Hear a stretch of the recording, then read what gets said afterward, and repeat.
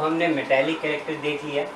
अब इसमें जो मैंने अभी समझाया था टेंडेंसी टू लूज और गेन इलेक्ट्रॉन, ठीक है, वो एक्चुअली उसी से हमें मेटालिक कैरेक्टर का भी पता चलता है। अब ये हम फोर्थ वन देखते हैं। फोर्थ वन क्या था? टेंडेंसी टू लूज इलेक्ट्रॉन, है ना, टेंडेंसी टू लूज इलेक्ट्रॉन। कौन इलेक्ट्रॉन को लूज करता है, किस डायरेक्शन में, ठीक है, इलेक्ट्रॉन्स। तो इसकी अगर हम बात करते हैं तो अगर हम पीरियड की बात करते हैं, along a period, tendency to lose electron क्या होगा, आप खुद सोच लो। Tendency to lose electron in a period decrease होगा, है ना, क्योंकि ये मेटल्स है, इधर नॉन मेटल्स है। नॉन मेटल्स का टेंडेंसी होता है गेन करने की, तो लूज करेंगे नहीं। तो tendency to lose electron along a period decreases, क्योंकि उनकी ये मेटलिक कैरेक्टर से नॉन मेटलिक कैरेक्टर की तरफ बढ़ रहे हैं। मेटलिक नेचर ये दिखाते हैं, नॉन मेटलिक दिखाते हैं, है ना। और हम ऐसे बोल सकते हैं कि इनका फोर्स अट्रैक्शन जो है, जो न्यूक्लियर चार्ज और वैलेंस इलेक्ट्रॉन के बीच में जो फोर्स अट्रैक्शन बहुत स्ट्रांग है, जिसकी वजह से ये अपने इलेक्ट्रॉन को तो छोड़ ही नहीं सकते, लूज होने नहीं देंगे, है ना। ये तो इनका फोर्स अट्रैक्शन स्ट्रांग है तो इलेक्ट्रॉन को लूज नहीं होने देंगे, ये तो दूसरे को भी खींच लेंगे अपने तरफ। तो अगर बोला जाए tendency to lose electron in a period, तो ये क्या होता है, in a period tendency to lose electron decreases. क्या होगा? डिक्रीजेस। अब इसका रीजन लिखता हूँ मैं, देखो, the effective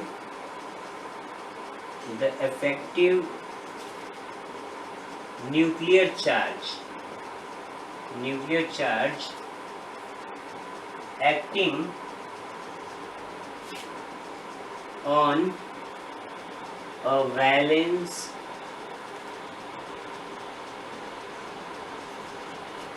a valence shell electrons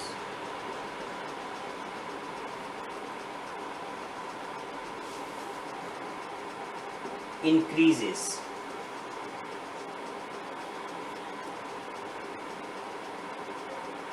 and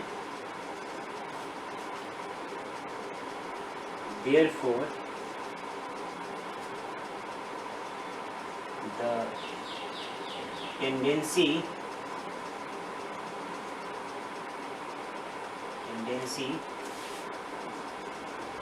to lose electron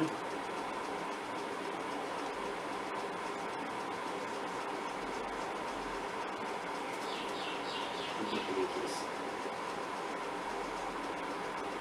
electrons, ठीक है। तो हमने क्या लिखा?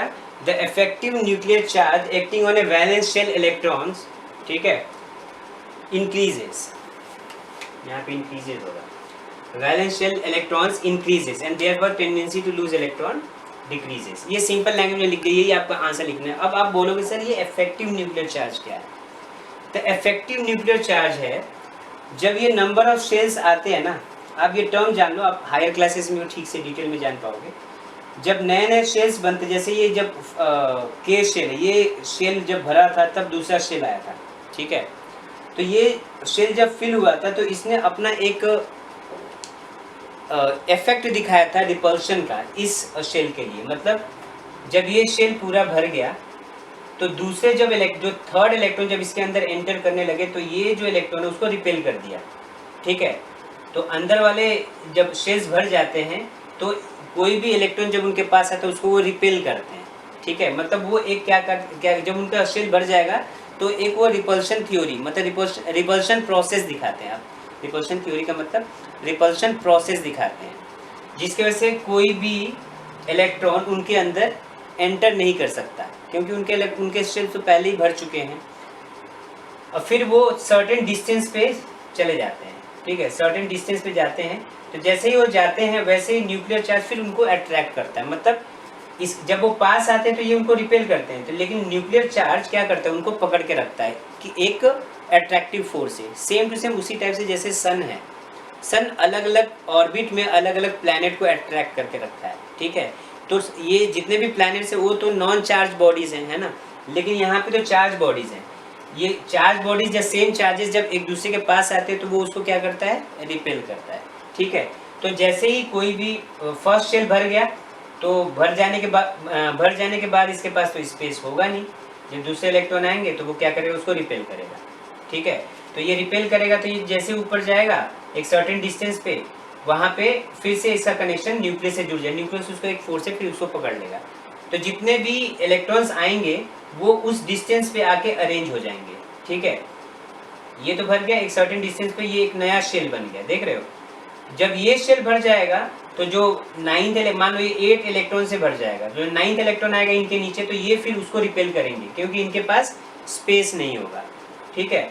वो फिर सर्टेन डिस्टेंस पे जाके रुक जाएगा क्योंकि फिर उसको न्यूक्लियस फिर एक फोर्स से वहाँ पे बाइंड करेगा। तो इसीलिए अलग अलग डिस्टेंस पे शेल्स बने, सर्टेन डिस्टेंस पे शेल्स बने जिसमें नंबर ऑफ इलेक्ट्रॉन्स फिक्स्ड है, ठीक है। अब ये जो इफेक्ट दिखा रहे हैं, इस इफेक्ट को बोला जाता है, जो शेल्स के अंदर जो इलेक्ट्रॉन है जो इफेक्ट दिखा रहे हैं, इसको बोला जाता है शील्डिंग इफेक्ट। क्या बोला जाता है? शील्डिंग इफेक्ट या स्क्रीनिंग इफेक्ट, ठीक है। तो इनके शील्डिंग इफेक्ट और स्क्रीनिंग इफेक्ट दिखाने के बावजूद जो न्यूक्लियर चार्ज है, जो न्यूक्लियस है, वो उस इलेक्ट्रॉन को, जो जिस इलेक्ट्रॉन को ये रिपेल करे उसको ये पकड़ के रख रहा है ना, उसको पकड़ के रख रहा है। इसीलिए उस फोर्स को जिसके वजह से, जिससे वो पकड़ के रखा है, उसको बोला जाता है इफेक्टिव न्यूक्लियर चार्ज, ठीक है। इफेक्टिव न्यूक्लियर चार्ज क्या है? Nuclear charge minus shielding effect, ठीक है, या इनका जो रिपल्शन उसको माइनस कर दो। तो मैं यहाँ पे लिख देता हूँ इफेक्टिव, यहाँ पे ये हटा देता हूँ मैं। इफेक्टिव न्यूक्लियर चार्ज क्या होगा? इफेक्टिव न्यूक्लियर चार्ज होता है न्यूक्लियर चार्ज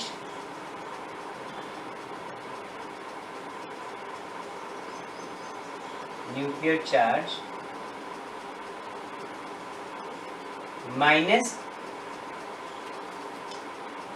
शील्डिंग इफेक्ट, ठीक है। समझ में आ गया क्या बोला मैंने? और शील्डिंग इफेक्ट क्या है? ये जो शील्ड बना रहे हैं, दूसरे को रिपेल कर रहे हैं, इनका जो रिपल्शन थ्योरी, इसको शील्डिंग इफेक्ट बोलते हैं।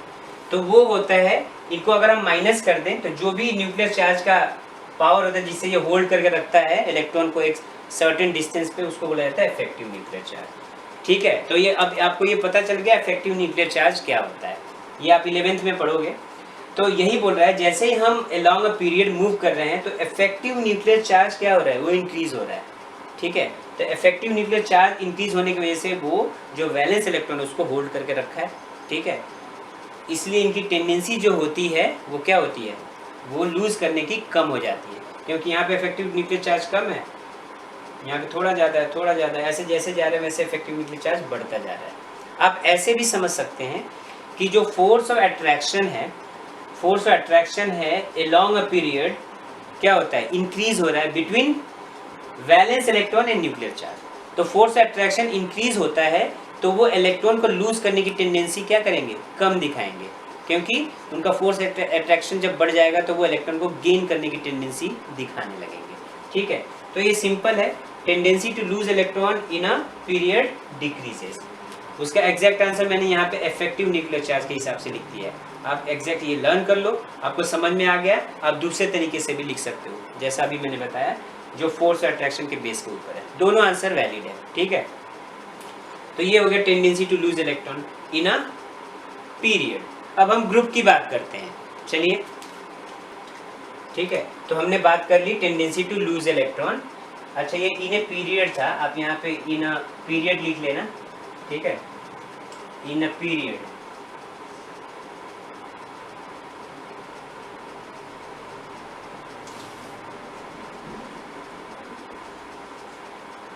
ठीक है, in a period the effective nuclear charge, ये मैंने लिखवा दिया, कर लेना।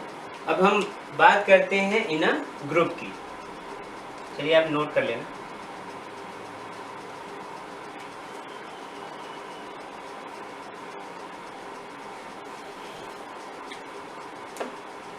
The tendency to lose electron in a group, ऐसे लिख देता हूं मैं,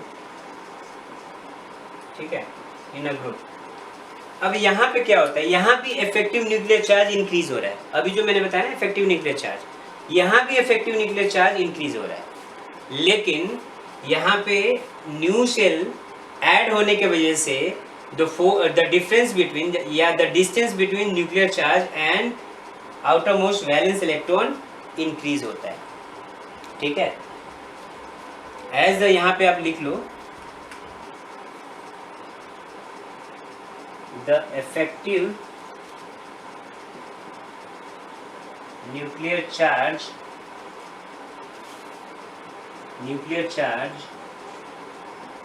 experienced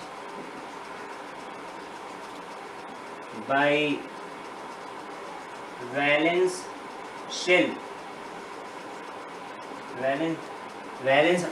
electrons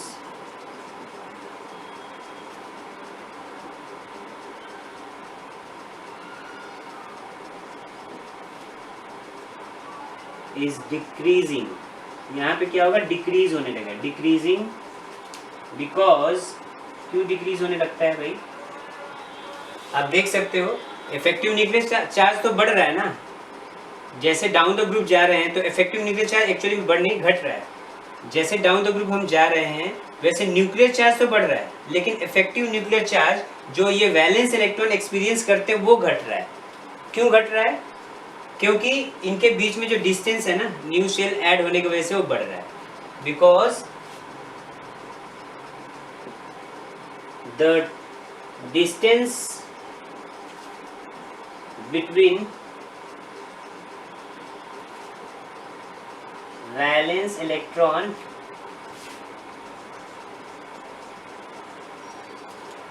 and nucleus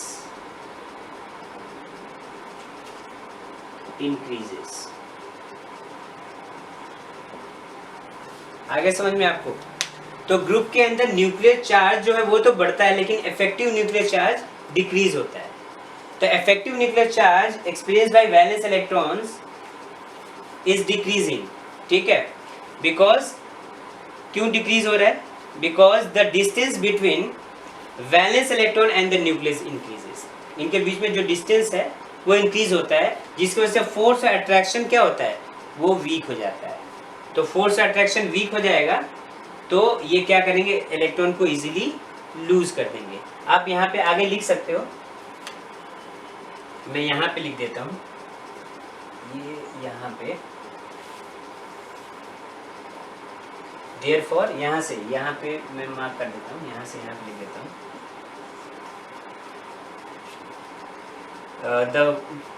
the distance between the valence electron and the nucleus increases and tendency to lose electron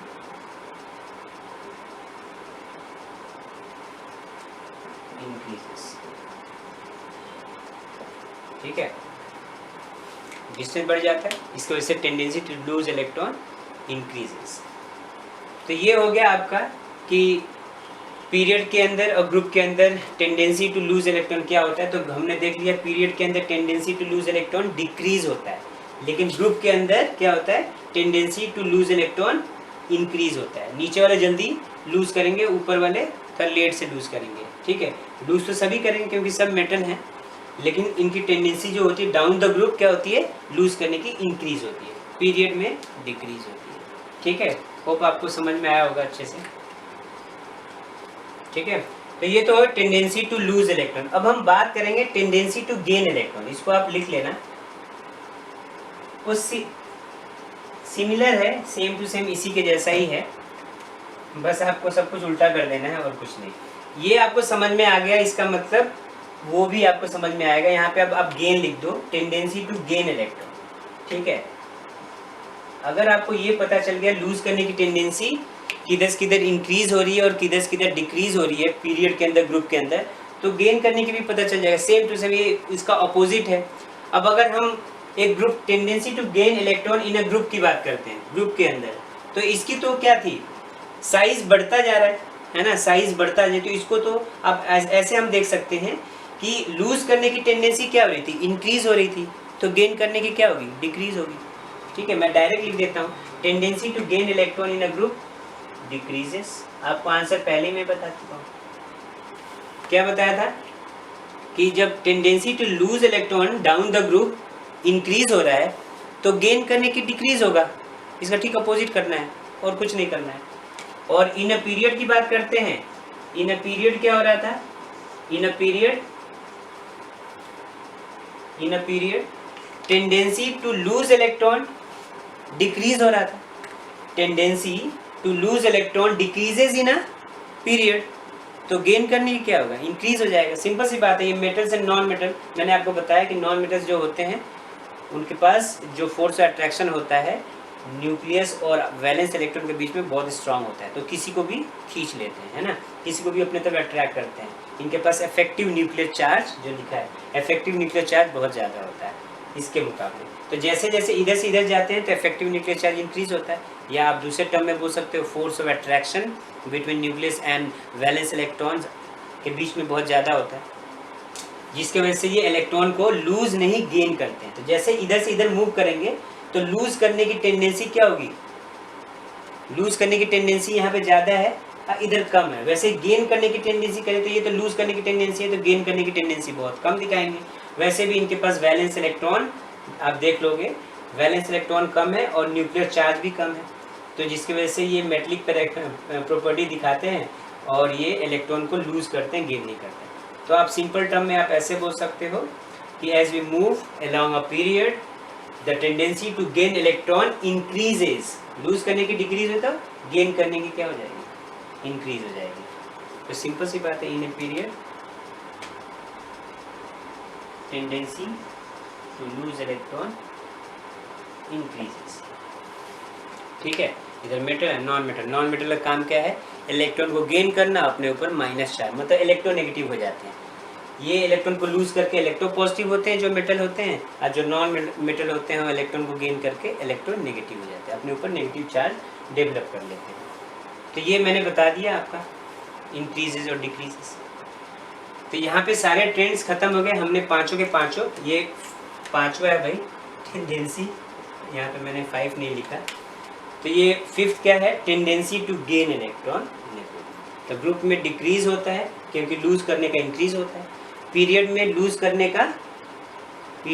करने का डिक्रीज होता है, तो गेन करने का इंक्रीज होगा। ठीक है, टेंडेंसी टू गेन इलेक्ट्रॉन यहाँ पे हमने कर लिया। अब चलिए पोजीशन के बारे में भी बात कर लेते हैं।